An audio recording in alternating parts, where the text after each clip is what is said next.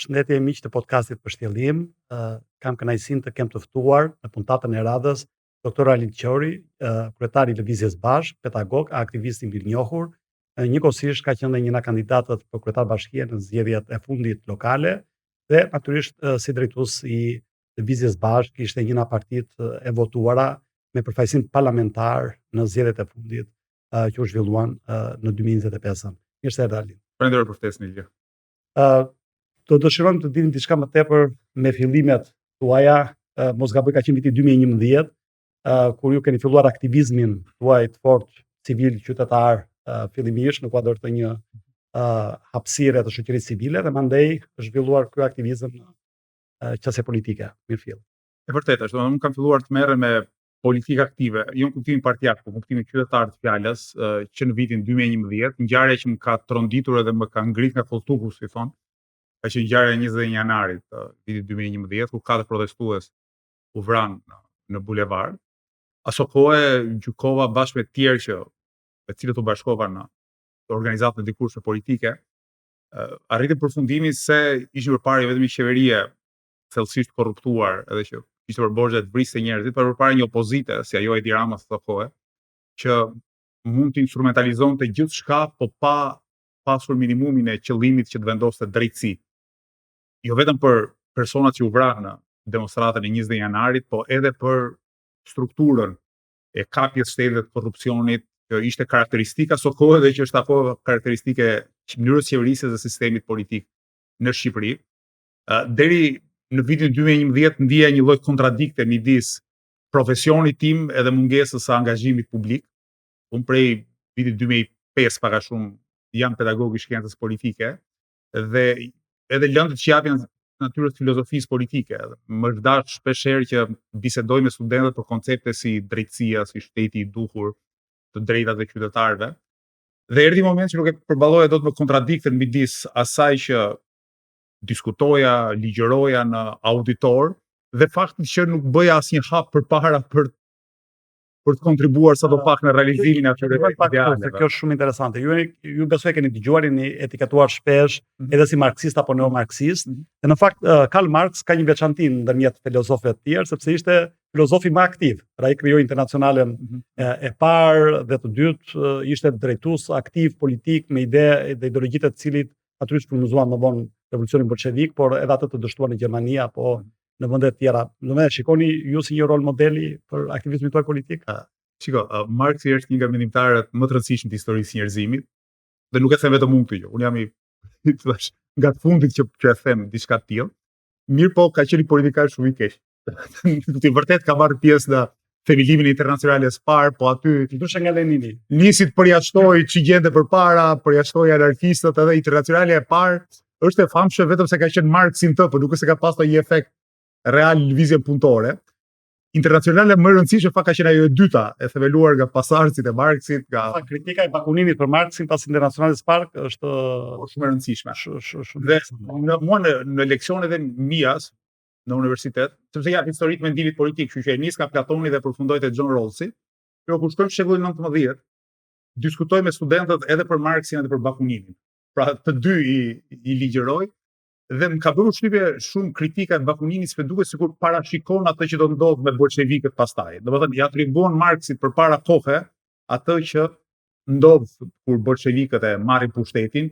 Bakunini e quajnë një lloj kështu diktature të intelektualëve, atë lloj socializmi, dhe besoj edhe me një farë të drejtën, kuptimin që pararoja leniniste ishte kryesisht një pararojë intelektualësh, ndonë se është përpjekur historikisht që të vendos lidhje edhe me klasat e nënrenditura në përgjithësi.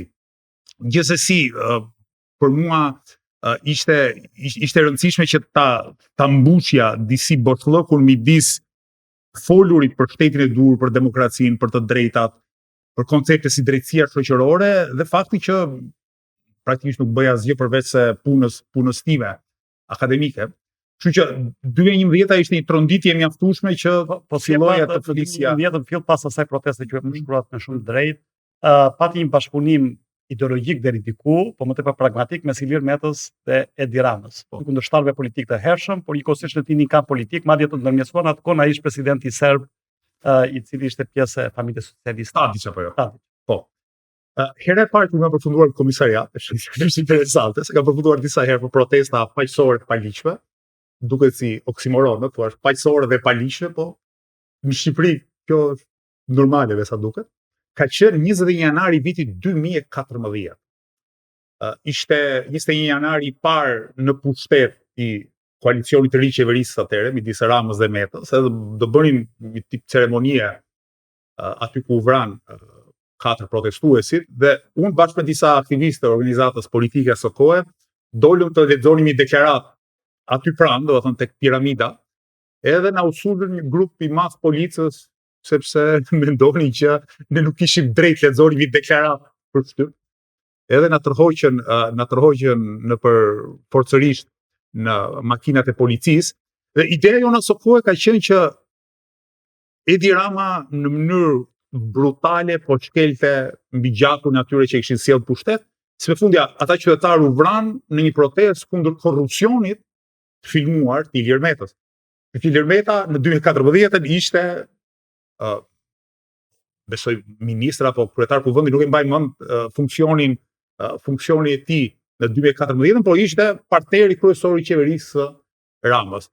Politika e vjetër dhe korruptuar në Shqipëri është edhe shumë hipokrite edhe pa besë në këtë pikpamje, dhe ishte një rast i mirë që ne të artikulonim qëndrimet tona. Po mos ndoshta ai bashkoi ideja e Europës në ligjërimin e tyre publik, siç keni argumentuar dhe ju, ose e keni trajtuar dhe ju në tezën tuaj të doktoraturës, pra duke qenë se lëvizja socialiste për integrim, faktën në diskursin e saj publik ishte që ne duhet bëjmë gjithçka për integrimin, dhe gjithçka nuk kuptonte edhe atë që një kolege quajti Aleanci i Qelbësirave, pra bashkëpunimin me ata që kishin akuzuar deri dje, që ishte zoti Rama, mos ndoshta ishte për shkak të Europës. Tani ajo parti ka pasi jepër vërtet të veçantë kuptimin gati qesharak fjalës. Imagjinoni një parti që ka në emrin e vet fjalën integrim. Çdo bëjmë me të kur Shqipëria të integrojë Bashkimin Evropian, do duhet patjetër ndryshonte emrin, sikur ishte ndryshuar emri përpara se Shqipëria të integrojë në BE. Dikur e konsideroni veten parti e majt, tani më duket pallën kështu parti e djathtë ose djathtas populiste. E drejtë e tyre të bëjnë çfarë duan, po sigurisht qytetarët do të reagojnë pastaj. Sigurisht, LSI-ja dhe PS-ja aso kohshme, pa diskutim që ligjërimet e tyre, si të gjitha partitë në Shqipëri, e përdorin konceptin e Evropës, shënjuesin e Evropës, mirëpo duke e zbrazur nga kuptimet, po themi, përmbajtësore ose kuptimet përparimtare, dhe duke parë thjesht si një mënyrë të legjitimimit të çdo poshtërsie. Ka përshtypjen që kur koncepti Evropë, Bashkimi Evropian, integrim vendoset gjuhën e 99% politikanëve, është thjesht një mënyrë për ta lehtësuar dorën e tyre që futen në xhepin e qytetarëve. Pra nuk është se e mendojnë vërtet. Zoti Rama për vërtetës jo vetëm që ka premtuar integrimin e plot deri në 2030, dhe ky ishte motoa e kartës së tij elektorale me të cilën fitoi 83 deputet, por njëkohësisht ai ka thënë që ne jemi shumë pranë, pra jemi shumë pranë mbylljes së negociatave, ndonë nuk është mbyllur asnjë kapitull ende, por i kemi hapur të gjitha në një kohë rekord, dhe thot procesi teknik është duke përfunduar deri në 2027. Pastaj është procesi politik që natyrisht kërkon 2 apo 3 vjet kohë dobim për të materializuar. Por nga përshtypjen që ideja e Evropës, Shqipëri ose Bashkimit Evropian ngjan një shik me atë të komunizmit dikur që shihej si vin horizont, problemi që sa më shumë ti afrohesh horizontit, aq më shumë horizonti largohet nga ti. Rama e ka hedhur këtë si premtim, mbase ka pas një lloj efekti elektoral, ndonse unë mendoj që arsyeja kryesore pse Rama ka fituar zgjedhjet e kaluara kanë qenë të tjera arsye, domethënë ka qenë ushtrimi abuziv i pushtetit, marrëdhëniet me oligarkët, kapja e mediave, shumë çka tjetër. Gjithsesi do presim dhe do shohim. Unë vrej bie fjala që në muajt e fundit ka ndryshuar në tone kritike qëndrimi i institucione i BE-s në përgjithësi, po edhe i përfaqësuesve të saj ndaj qeverisë Rama. Skandali i Belinda Ballukut është ende një njoll turpi për këtë qeveri, mënyra se si jo vetëm e kanë mbrojtur nga pema institucionale. Sot Belinda Balluku do duhet ishte të paktën në arrest shtëpiak, e hetimi ndaj saj të BE-i plot nga spaku. Por po ta vësh re, Rama identifikohet me të edhe politikisht. Pra, Belinda Balluku nuk është ai familjari, po themi që turpëron, po s'ke ç'i bën. Aty edhe e heq nga fotografitë e dasmës. Belinda Balluku është ende në vit parë. Rama del me të edhe kjo mburoi dhe mbrojtje politike kaq publike për zonjë Balluku, ndërkohë që nuk ka qenë rasti me zotin Tahiri, zotin Veliaj, zotin Koka e të tjerë. bashkëpunëtor të ngushtë të zotit Rama, zoti Beqa e fjala bie, të cilët natyrisht moto e Partisë Socialiste ka qenë që ne lëm drejtsinë të bëj punën e saj. Qofshin këta dhe bashkëpunëtor të çmuar politik. Ndërkohë që zonjë Balluku është gati të prishë marrëdhënie edhe me Gjermaninë apo me vende të tjera anëtare, të cilat natyrisht po penalizojnë Shqipërinë për marrjen e Ibarit. E vërtetë e kam vënë re këtë dallim. Ka disa mënyra shpjegimi. Mënyra e parë ka të bëjë me faktin që Belinda Balluku është më pranë Ramës se kushdo nga personazhet që ju përmendet. Ka qenë zëvendës kryeministre dhe i drejtuese politike shumë e rëndësishme, vazhdon të jetë drejtuese politike shumë e rëndësishme e Partisë Socialiste. Zoti Ahmetaj, zoti Velia në ana tjetër dhe zoti Tahiri, kjo është delfinët apo pasardhësit e zotit Rama. Dhe tani do dalë tek arsyeja e dytë. Arsyeja e dytë ndoshta ka të bëjë me faktin që Belinda Balluku mund di gjëra për Ramën komprometuese, kështu që ai në një farë kuptimi është i detyruar ta mbrojë Ballukun. Balluku besa duket ja ka bërë të qartë që ne ose rrim të dy mbi sipërfaqen e ujit ose shkojmë të dy në fund të detit. Kështu që ky është shpjegimi racional sepse Rama e mbron me kaq kosto politike edhe në opinionin publik, po edhe në raport me paktën me Bashkimin Evropian Belinda Ballukun. Mund të ketë bëjë dhe fakti që, si i thoshin dikur, ndryshime sasiore sjellin ndryshime cilësore, do të thotë vjen një moment ku ministri i korruptuar i radhës bëhet një më shumë për të mbajtur ekuilibrin. Që thotë Rama mund të toleronte deri në një farë pike 2, 3, 4 figurat e para që goditeshin nga drejtësia, por patjetër ky proces do të kishte fund, përndryshe jo thjesht Rama vet, po krejt enturazhi i tij politik ndihet i pasigurt. Unë kam dëgjuar para 1-2 muajsh një fjalim të gjatë të Ramës përpara deputetëve socialistë, ku ai pranonte se disa prej tyre i thoshin ti po na merr në qafë me këtë reformën në drejtësi. Sigurisht ai e përdor për një formë ligjërimi i leqar, mi po ndoshta një farë vërtetë ka aty brenda. Shumë njerëz korruptuar brenda PS-s mendojnë që Rama është i gatshëm të shes të gjithë përveç vetë ose për shpëtuar veten. Po nëse ata binden kësaj, Rama nuk e ka gjatë në pushtet, sepse në marrëdhëniet politike korruptive, i cilat i gjen si marrëdhënie politike feudale, ata që janë poshteje, vasalët, të japin shërbimet e tyre, po kanë nevojë edhe për mbrojtje. Nëse binden se Rama nuk do t'i mbrojë, atëherë do t'i dalin kundër Ramës.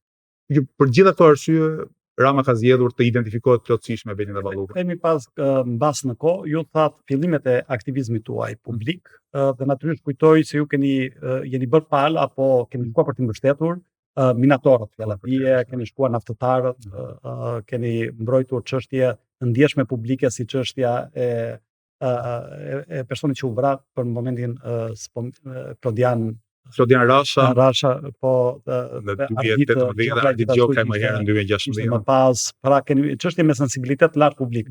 Ai ishin dhe natyrisht Universiteti në Rrezik, ishte një lëvizje pastaj që ju kulminoi me lëvizjen studentore, ishte një protesta bashkë me atë armëve kimike, 2 protesta vetëm mëdha që kanë qenë ndoshta në 20-30 vite në Shqipëri.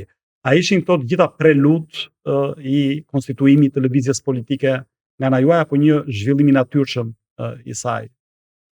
Ta ishit paramenduar? Kur e lexon historinë mbrapsht, duke se ka një lloj determinizmi, pa një lloj paracaktimi, që kur i hyn një rrugë, domosdoshmërisht kjo rrugë do të çojë një moment në krijimin e një partie politike dhe në shndrimin e një faktor politik dhe institucional dhe jo thjesht natyrës shoqërisë civile. Gjithsesi, është ky koncepti i efekteve të pasynuara, domethënë. Pavarësisht se mund të ketë pas një lloj determinizmi, paktën nuk ka qenë qëllimi im deri vonë. Do të thënë, diku midis viteve 2021-2022 ne kemi marrë vendimin aso kohë në organizatën politike të shtroheshim parti politike. Po ta kishim menduar më herët, do ta kishim bërë më herët sepse kemi pasur shansin ta bëjmë pas protestave studentore 2018-s, ku profili publik u rrit mjaft dhe ishim brenda një lëvizje të madhe rinore dhe studentore.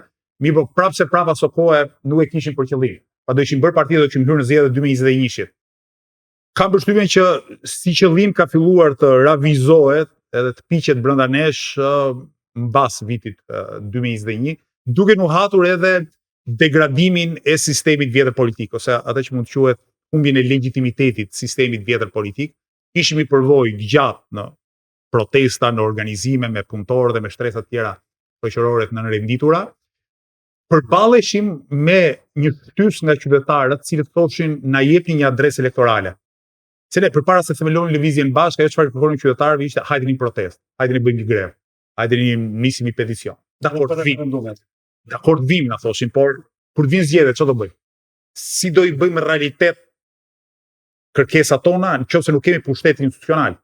Se sa do e suksesshme të jetë një lëvizje jashtë sferës institucionale të politikës, maksimum mund ta bombardojë sistemin politik me kërkesa. Ose mund të ketë sukses për të parandaluar gjëra të këqija që po ndodhin, por nuk ka fuqinë për t'i bërë realitet aspiratat e veta. Arsyeja pse u bëra këtë është ka edhe një arsye të dytë, sepse po të shikojmë lëvizjet më të suksesshme që janë të ngjashme në profil me lëvizjen tuaj. Në Europë ka qenë për shembull në Greqi me Sirizën, e cila ka ekzistuar më parë si parti dhe koalicion partish, por nuk ka qenë e suksesshme derisa Tsipras erdhi dhe e shndroi në një faktor të rëndësishëm elektoral, po e shndroi pikërisht për shkak të krizës financiare globale që preku Greqinë më shumë se çdo vend tjetër të Europës. E ngjashme me Cinque Stelle, në Itali me Beppe Grillo, Di Maio dhe të tjerë, të cilët natyrisht në një kontekst saktuar socioekonomik, edhe Italia kishte probleme të jashtëzakonshme me deficitin, me borxhin, probleme ekonomike. E morën këtë dhe qoftë në rastin e Greqisë, qoftë në rastin e Italisë, rëndësuan partitë tradicionale të qendrës së majtë, siç ishte PASOK-u apo Partia Demokratike në Itali, dhe vazhdojnë të jenë forca politike të rëndësishme dhe sot e kësaj dite. Me Albin Kurti ka ndodhur pastaj një rrugtim disi më ndryshe për shkak të kushteve specifike që ka vetë Kosova, por gjithsesi të suksesshme. Dhe vim te rasti i Shqipërisë, që natyrisht siç e thatë ju me drejt, kishte ardhur një moment që ndoshta duhej konstituar një forcë politike, por nuk mendon se ishte një faktor determinant i jashtëm shumë krizë ekonomike apo kriza sociale apo mungesa e përfaqësimit nga ana e Partisë Socialiste të shtresave të majta apo të shtetit social që keni ju në programin tuaj. Ishte shtysa. Unë mendoj që faktori përcaktues në rastin e themelimit të lëvizjes bashkë ka qenë kriza e legjitimitetit. Pra, Shqipëria nuk është se ka përjetuar një krizë si puna asaj të Greqisë, domethënë, para disa viteve. Ndoshta edhe për faktin që ne jemi ende mjaft poshtë, kur je i varfër, mund të bësh më i varfër, nuk mund të bësh shumë më i varfër. Nuk e ku bie shumë poshtë se jep tashmë poshtë. Po besoj që arsyeja kryesore ka qenë kriza e legitimitetit në përgjithësi sistemit politik, në radhë parë të mënyrës qeverisë dhe të qeverisë në fuqi, e dyta mungesa e një të majte moderne, një të majte demokratike, një të majte që përfaqëson dhe u jep zë shtresave të renditura në shoqëri, punëtorëve, pensionistëve, të rinjve, shtresës mesme, bizneseve të vogla. Që për gjitha këto arsye ekzistonte dhe vazhdon të ekzistojë nevoja e përfaqësimit dhe të mirë përfaqësimit të shtresave të gjera shoqërore. Politika fatkeqësisht në Shqipëri, në një farë përmase edhe në përbot, është bërë të jetë si përfaqësore, ku gjithkush u flet gjithkujt dhe kërkon marrë vota gjithkund. Dhe kjo unë mendoj që është një lloj politike gënjeshtare. Domethënë është një politikë gënjeshtare ku ti shkon dhe dy palëve që kanë interesa antagoniste u jep një premtim.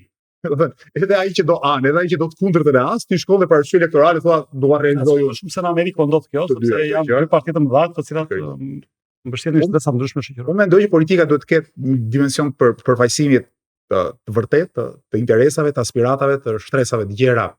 Dakor, shoqërore. Po kam një pyetje për shembull, ju me të drejtë thoni që ne përfaqësojmë interesat e punëtorëve dhe keni bërë aktivizëm social dhe politik shumë të fortë për drejtat e tyre.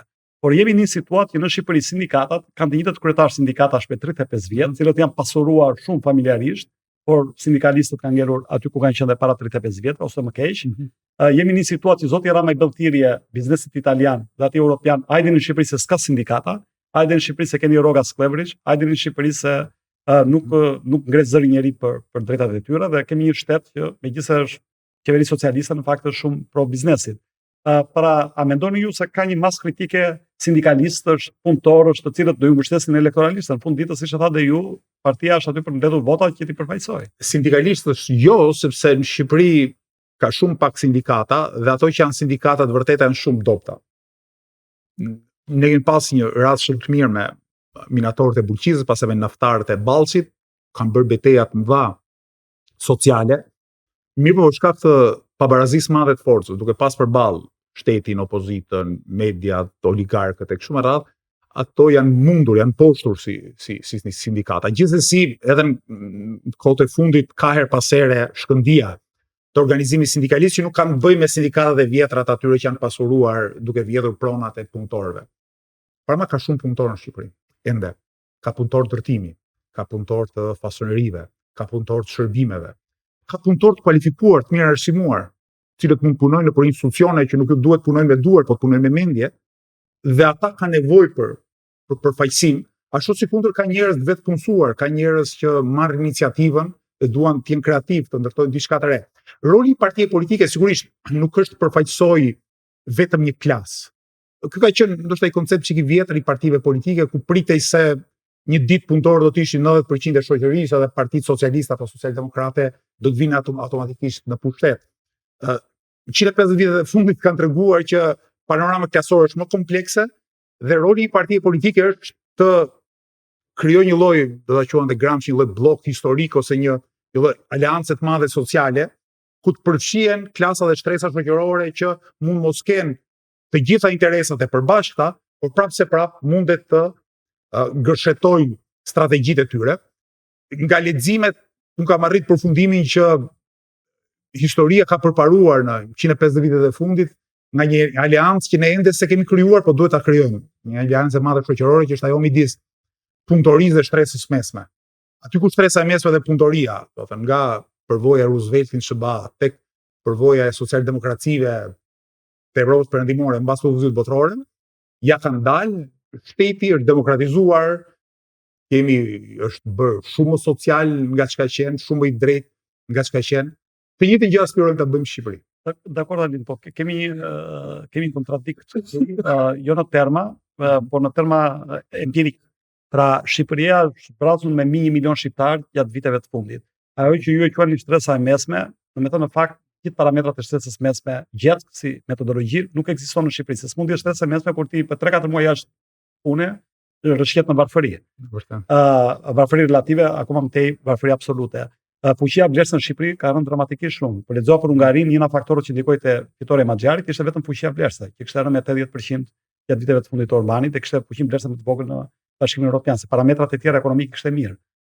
Pra në Shqipëri ne kemi ushqimet janë 108% të mesatarës së Bashkimit Evropian. Shqiptarët shpenzojnë 60% vetëm për ushqime.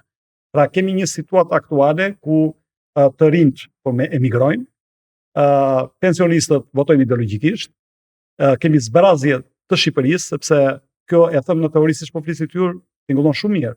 Po në praktik ju shkoni në çdo qytet të Shqipërisë, ju keni shkuar, keni shkelur, aq më tepër në përfshatra dhe punëdhënësi vetëm është bashkia, apo shteti, apo prefektura, apo institucionet arsimore, ku ty duhet të kesh repartis për të penetruar, apo një apo dy banka. Kështu që në këtë situatë a do arrin njerëzit në këtë sistem klientelist, feudalist, të joshen nga platforma juaj e përfaqësimit? Deri tani janë joshur se unë besoj se po, sigurisht jemi shtruar në parti parlamentare pas 2 vitesh ekzistencë. Edhe është rrallë në Shqipëri që një parti vinë nga jashtë sistemit edhe përfaqësohet politikisht, të gjitha tentativat e tjera në të shkuarën kanë dështuar.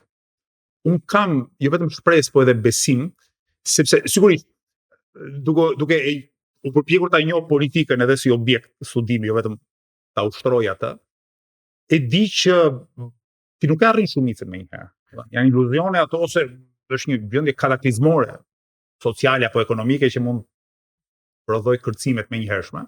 Ajo që na duhet Shqipëri është të prodhojmë një masë kritike. Një masë kritike qytetarësh që kërkojnë një ndryshim që nuk është thjesht ndryshim personeli, por është ndryshimi infrastrukturës politike dhe sistemit politik të një vendi. Dhe unë besoj që kjo masë kritike gjendet në këto shtresa shoqërore, punëtorët, shtresa e mesme, që ju me drejt thoni që shtresa e mesme në Shqipëri është mjaft me varfër dhe mjaft me kërcënuar se homologët e veta në përbot, që ky është një lajm i keq për ata që janë pjesë e shtresës mesme, që jemi dhe unë e ti besoj.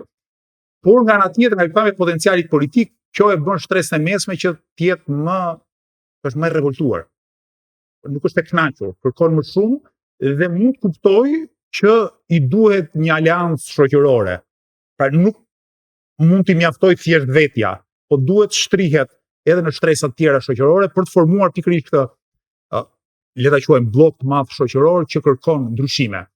Unë e di që të shkosh në një qytet vogël ku, siç tha ju vetë drejt, punëdhënësi më i madh është bashkia ose OSHE-ja, është shumë e vështirë, ndoshta edhe aty mund të gjesh në punës që t'japin drejt, se fundja marrin 500.000 lekë rrollë.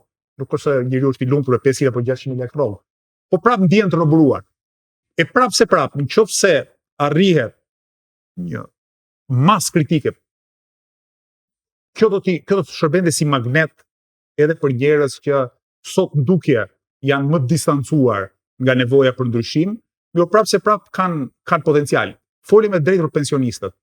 Tani, fatkeqësisht në Shqipëri nuk ka studime që lidhin votën me pozicionin klasor apo shtresor të qytetarëve. Unë kam bërë një libër për këtë, të sjelljen e votuesit, dhe në fakt kemi shpjeguar me korrelacion, kemi bërë studim statistikor, që ka një lidhje, për shembull te fashat e votuesve, qoftë ne kemi ndarjet gjinore, ndarjet rural-urbane dhe ndarjet sipas fashave moshore, diku para 7 vjetësh. Dhe te pensionistët del një përqindje shumë e lartë që janë për shkak nostalgjik të sistemit kaluar, për shkaqe ideologjike, për shkaqe më ndryshmet, ata votojnë majtas, kur themi majtas Partitë Socialiste, se majtas. Jo, ti ku e kisha fjalën që para lëvizjes bashkë. E kuptoj. E kisha fjalën tek ai çfarë ndodh në vendet e përparuara, që kur bëhen exit poll, pyetet qytetari për kë ke votuar, pastaj pyetet për kë ke votuar një zgjedhje më përpara, pastaj pyetet cili pozicioni social ai pensionista e punëtorë e 3 semestra, dhe kështu partitë kuptojnë kush ka votuar për zgjedhje. Në vitin 2025 unë nuk e di, sepse nuk kam lexuar asnjë raport, studim, sondazhe kështu me radhë, që na tregojë se në 2025 vërtet ne dim vetëm shpërndarjen gjeografike të votave. Ato na jep Komisioni Qendror i Zgjedhjeve. Sa vota morën në këtë qytet, në këtë fshat apo këtë puti votimi. Por duke mos e ditur si kanë reaguar me votë shtesa të ndryshme shoqërore, tu vetëm duhet na vetëm ta mençojmë. Që të thotë, a është vërtet që pensionistët nuk e kanë votuar lëvizjen bashkë? Nuk e di. Unë di që pensionistët janë përgjigjur shumë mirë në protesta në vitin 2024. Protesta shumë mirë përpara kryeministrisë. Sigurisht që shumica dërmuese pensionistëve nuk kanë votuar, se në 25.000 vota kemi marrë, kështu që pensionistë janë 700.000. 730. Por prapë kam këtë ide. Vota është fundi i një procesi. Në fillim krijohet simpatia për një parti. Dhe ajo që unë kam vënë re në zgjedhjet 2015 që simpatinë kishin shumë të gjerë, votat i kishin mjaft të pakta simpatia. Mirë, prapë kjo më mbush me shpresë, dhe them, simpatia është parakushti i votës nesërme. Simpatia sotme është parakushti i votës nesërme. Në të rojë vëmendja në diçka që ju thatë që ne si parti e cila vinte jashtë sistemit, sapo krijuar tek arritëm të rezultat se ka arrit parti tjetër. Por mund të them që Partia Drati Klapajt ishte poshtë një parti që vinte jashtë sistemit. Nuk po themi mundësia, sepse normalisht ai vinte brenda sistemit, se vinte nga Partia Demokratike. Kemi pas në kaluar partinë e Bojaxhiu. Gjithashtu ka qenë një parti jashtë sistemit. Partia e Blushit, megjithëse ai vetë nominalisht vinte nga brenda sistemit, pjesa tjetër e partisë në atë kohë vinte jashtë sistemit dhe kanë pas rezultat mirë elektoral. Flasim. Por ajo që ka munguar në Shqipëri, kjo dy fashat 150.000, 200.000 votues, nuk kam dashur as PS-n as PD-n, e kanë gjetur veten shpesh të papërfaqësuar dhe për shkak se ka munguar kohezioni apo bashkëveprimi i forcave të reja politike për të krijuar një pol të tretë. Dhe ju e keni refuzuar disa herë publikisht bashkëpunimin me forcat e tjera politike. Mendoni se kjo ka qenë dëm pruese për suksesin elektoral? Se po të ishit bashkë, ju do kishit një grup parlamentar minimalisht, po mund kishit edhe më tepër se. Do t'i përgjigjem të disa elementeve në pyetjen tuaj. E para, kur them parti jashtë sistemit, e kam fjalën fillimisht drejtues të partive, a kanë një përvojë partijake? Dhe unë vetëm një parti kam qenë antar në jetën time, Lëvizjen Bashkë. Pra, nuk kam qenë antar në një parti tjetër, gjithkusht tjetër, pavarësisht se mund të ketë qenë në pozicion dytësor apo tretësor, ka pasi përvojë partijake nga të gjitha emrat që përmendët ju. E dyta është aspekti antisistemor në kuptimin e raportit me oligarkinë ekonomike. Dhe kjo na ka dizavantazhuar mjaft, sidomos për sa i përket pranisë media, përfaqësimit të ideve tona ose tejçimit të ideve tona në opinionin e gjerë publik.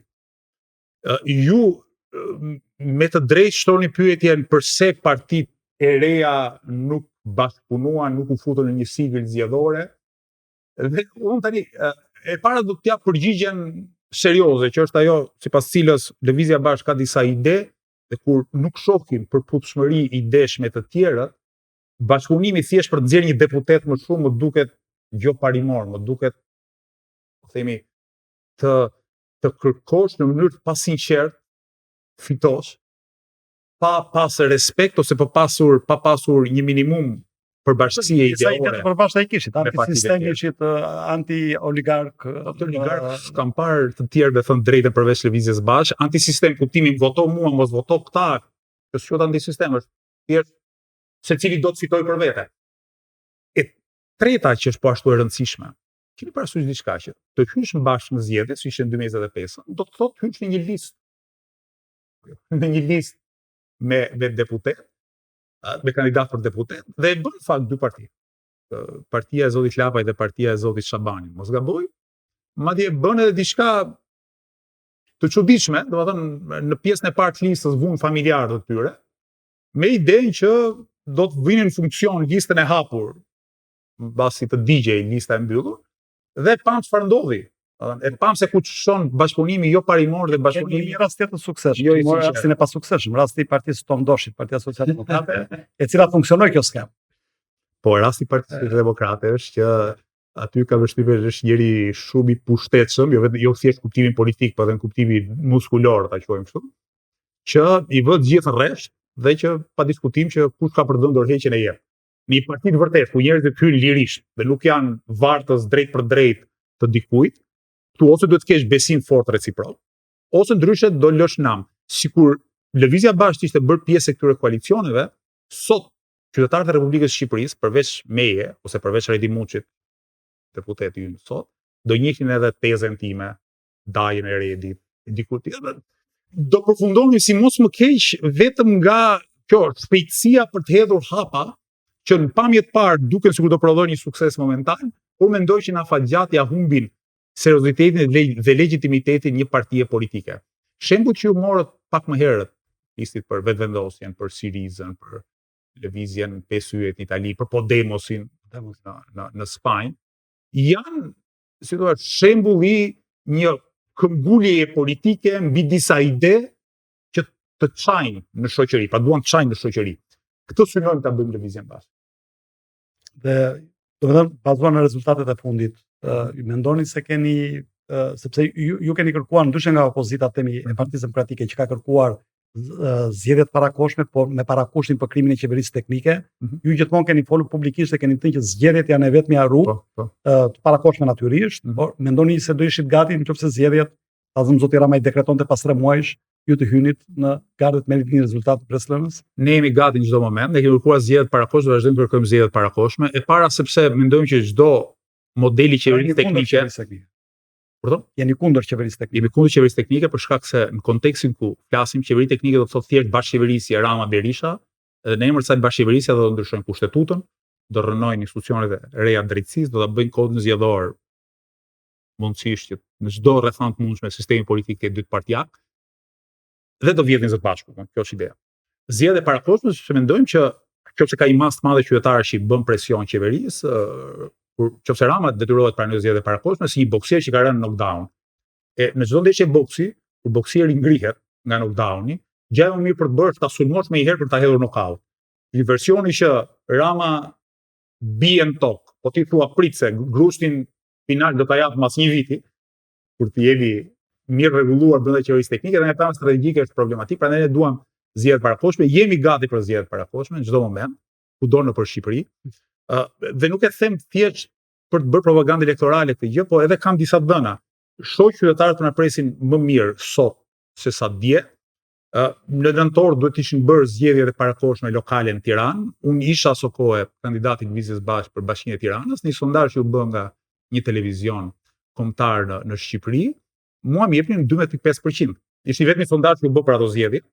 12.5% thotë pothuajse trefishin e rezultatit që Lëvizja Bashkë ka pasur në vitin 2023, kur unë isha kandidat për kryetar bashkie. Kjo tregon që po rritemi. Domethënë edhe nga klami elektorale, besoj që jemi shumë më mirë se më parë, që na jep besim, vetë besim. Pasi sigur duke njohur zotin Rama, profilin e tij publik dhe mendsinë që ai ka, është që nuk do ketë zgjedhje parakoshme. Dhe nëse kjo ndodh, atëherë testi i parë elektoral i Lëvizjes Bashkë, natyrisht do janë zgjedhjet lokale të vitit që vjen, ku me shumë mundësi do jetë kandidat e konfirmuar Ogerta Manastiliu, natyrisht zoti Braçe po bën përpjekjen e tij. Nga njëra anë, natyrisht nga ana tjetër, Partia Demokratike ka thënë që kësaj rrate do dalë me një kandidat politik, ndoshta zoti Ali Mehmeti mund të ishte një kandidat. Dhe testi i radhës pastaj do jenë zgjedhjet parlamentare, ku natyrisht ka shumë mundësi ju cekat pak që me anë të reformës së re elektorale, po dhe asaj territoriale, që në kaluarën ka prodhuar dhe salamandre elektorale, të shkojmë drejt 100 deputetëve, gjë që do jetë shumë penalizuese për partitë e vogla. Në parim po, mu prapë nuk ja kam shumë frikën, sepse shoh rritjen e lëvizjes bashkë. Jo them, edhe një parlament me 100 deputet, edhe me një prag elektoral që është disa herë më i lartë se 1% siç është sot, praktikisht. Unë besoj që ne mund t'ja dalim. Por gara tjetër do të ishte pa drejt për demokracinë ose karakterin demokratik të sistemit politik. Pra qofse Rama dhe Berisha bien në një mendje, ulin numrin e deputetëve, në vend të ulin rrogat të deputetëve. Nëse do ta bëjnë populizëm tamam, le të ulin rrogat e deputetëve. Votuan para ca vitesh për të ndryshuar rrogat e vet. Pa qofse kanë hallën te postoja, nuk kam se të ulin numrin, po mund të ulin rrogat edhe jo vetëm rrogat, po edhe shpërblimet e tjera që marrin deputetët. Ushqime, për qiraje, për telefone. Ka përshtypjen këto subvencione për telefonin i kanë vendosur që para 20 viteve. Ku diun, do të merrja 200.000 lekë çdo muaj për të paguar telefonin. Sot shkon diku te 3.5-4 milion muaj. Shkon një të para deputeti, pra mund të shkurtonin shpenzimet për deputetët. Po qëllimi i tyre është parlamenti me 100 deputet, një prag i lartë zgjedhor, mundësisht 4, 5, 6, 10%, ku diun sa do duan ta vendosin ata, sepse synojnë që sistemi politik të jetë dy partija. Mendoni se do ketë listat hapura në sistemin e ri zgjedhor, se kjo është një kërkesë artikuluar dhe madje opozita ka lënë të hapur që ta përfshi këtë bazuar në rekomandimin që kanë bërë disa aleatët partit vogla. Nuk e besoj, sepse në dyja herët që janë provuar listat e hapura në Shqipëri janë provuar në mënyrë të përçudnuar. Në 2021 me Hersin, në 2025 me një të tretën që ishte e mbyllur dhe tjetra e hapur. Partitë e vjetra ka nevojë që kryetari apo elita drejtuese e partisë ta kontrollojë partinë, kështu që lista e hapur në sytë e tyre do prodhonte divergjenca edhe etje për të brendshëm për pushtet dhe mungesë kontrolli të plotë i partinë, që nuk ma mendja që Rama dhe Berisha do të bien në një mendje. Këtu interesi i tyre është lehtësisht i përputhshëm që të jenë kundra listave të hapura. Partitë e tjera nuk kanë fuqinë për ta imponuar si ide. Edhe vetë nocioni i listave të hapura mund duket sigurisht çik më pak popullor sot se çka qenë 2-3 vjet më parë. 2-3 vjet më parë konsiderohej si ilaçi që do të zgjidhte çdo lloj problemi. Sigurisht listat e hapura kanë të mirën që janë një mënyrë më demokratike e përfaqësimit, sepse ti voton për partinë, pastaj voton edhe për kandidatin. Mirë, po nga ana tjetër prodhojnë, kanë përshtypjen edhe një lloj deri diku një lloj gare të pabarabartë, ku për shembull një kandidat që mund të jetë shumë i pasur, duke bërë fushat për veten e vet, mund të jetë shumë më i ekspozuar në sytë e qytetarëve, të marrë më shumë vota se një profesionist i mirë përgatitur që kërkon të marrë vota për veten e vet. Gjithsesi, unë nuk mendoj që do të jetë pjesë qendrore e debatit për kodin zgjedhor çështja e listave të hapura, ndryshe nga çka qenë para vitit 2025, ka do shkojmë përpara me idenë e parlamentit me 100 deputet dhe një prag të lartë.